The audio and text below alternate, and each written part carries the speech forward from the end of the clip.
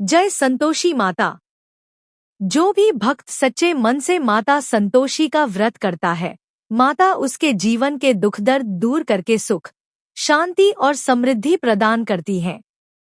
कहते हैं कि माता को संतोष सबसे प्रिय है। जो व्यक्ति लालच छोड़कर संतोष से जीवन बिताता है, माता उस पर हमेशा कृपा बरसाती है। तो आइए बड़े ही श्रद्धा और प्रेम से सुनते हैं संतोषी माता व्रत कथा।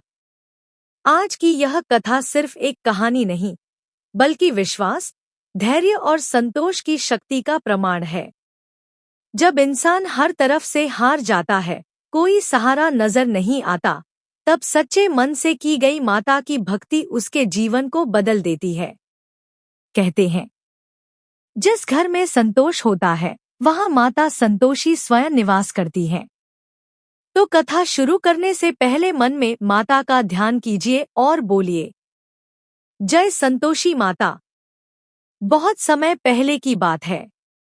एक बुढ़िया के 7 बेटे थे।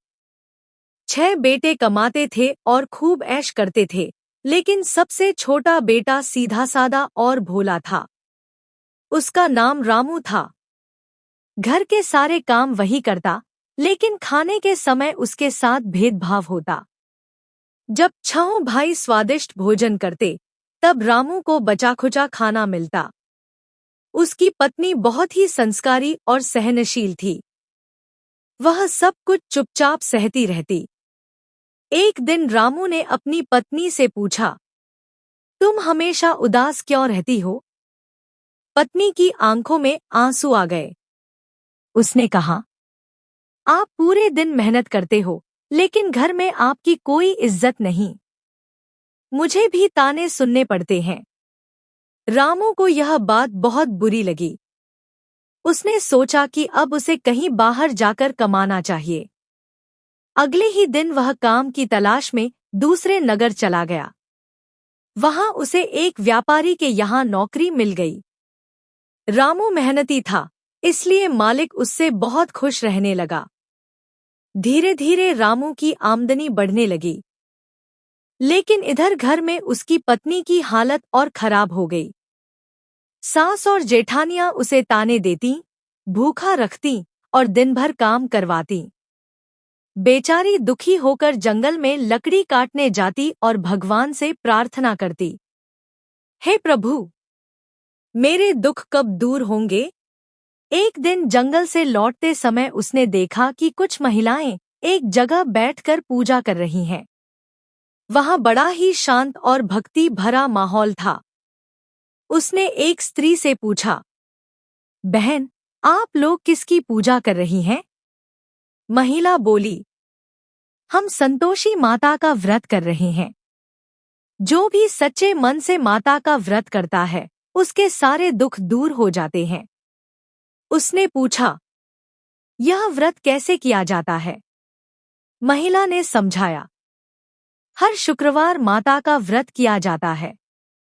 गुड़ और चने का भोग लगाया जाता है। कथा सुनी जाती है। और सबसे जरूरी बात, व्रत वाले दिन खटाई नहीं खानी चाहिए। यह सुनकर उसके मन में उम्मीद जागी। उसने उसी दिन माता से प्रार्थना की, हे माता, अगर आप मेरे दुख दूर कर देंगी, तो मैं पूरे श्रद्धा से आपका व्रत करूंगी।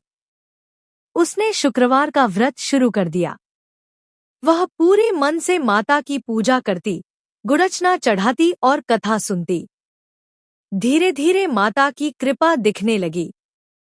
उधर रामू को भी खूब धन मिलने लगा। एक दिन उसे अपनी पत्नी की याद आई। उसने पैसे और गहने भेजे, लेकिन घरवालों ने वह सामान छुपा लिया और उसकी पत्नी को कुछ नहीं बताया। मगर माता सब देख रही थी। एक रात माता संतोषी रामू के सपने में आईं और बोलीं, तुम्हारी पत्नी बहुत दुख में है, अब घर लौट जाओ। सुबह होते ही रामू घर के लिए निकल पड़ा। जब रामू घर पहुंचा तो उसने अपनी पत्नी की हालत देखी। वह बहुत कमजोर हो चुकी थी। रामू को सारी सच्चाई पता चल गई। उसने अपनी पत्नी से माफी मांगी और अलग घर में रहने लगा। अब दोनों खुशी खुशी रहने लगे। माता की कृपा से घर में धन, सुख और शांति आने लगी।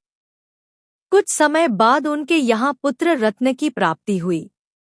जब सारे दुख दूर हो गए, तब पत्नी ने सोचा कि अब माता के व्रत का उद्यापन करना चाहिए। उसने पूरे विधि विधान से पूजा रखी और बच्चों को भोजन पर बुलाया। लेकिन उसकी जेठानियों को जलन होने लगी। उन्होंने बच्चों को समझाया, खाने में खटाई मांगना। जब भोजन शुरू हुआ तो बच्चों ने कहा, हमें खटाई चाहिए। भोली स्त्री ने बच्चों को पैसे दे दिए कि जाकर कुछ ले आओ। बच्चों ने उन्हीं पैसों से इमली खरीद ली। बस यही गलती हो गई। माता संतोषी खटाई से नाराज हो गई। कुछ ही दिनों में फिर घर में परेशानियां शुरू हो गईं। पति को व्यापार में नुकसान हुआ और दुख लौट आए। स्त्री समझ गई कि कहीं ना कहीं पूजा में गलती हुई है। वह रोते हुए माता के मंदिर गई और बोली, हे माता, मुझसे अनजाने में गलती हो गई, मुझे क्षमा कर दीजिए। माता संतोषी दयालु हैं। उन्होंने स्त्री की सच्ची भक्ति देखी और उसे माफ कर दिया। स्त्री ने दोबारा विधिपूर्वक उद्यापन किया। इस बार उसने पूरी सावधानी रखी। अब माता की कृपा से उसका घर फिर खुशियों से भर गया। धन, वैभव, सुख और शांति हमेशा के लिए उसके घर में आ गए। इस कथा से हमें सीख मिलती है कि जीवन में हमेशा संतोष रखना चाहिए। सच्चे मन से की गई भक्ति कभी व्यर्थ नहीं जाती। माता अपने भक्तों की हर परीक्षा लेती हैं, लेकिन अंत में उनका साथ जरूर देती हैं। व्रत में नियमों का पालन बहुत जरूरी होता है। जो भी भक्त श्रद्धा और विश्वास से संतोषी माता का व्रत करता है, माता उसके जीवन के सारे दुख हर लेती हैं और घर को सुख समृद्धि से भर देती हैं। बोलिए प्रेम से, जय संतोषी माता।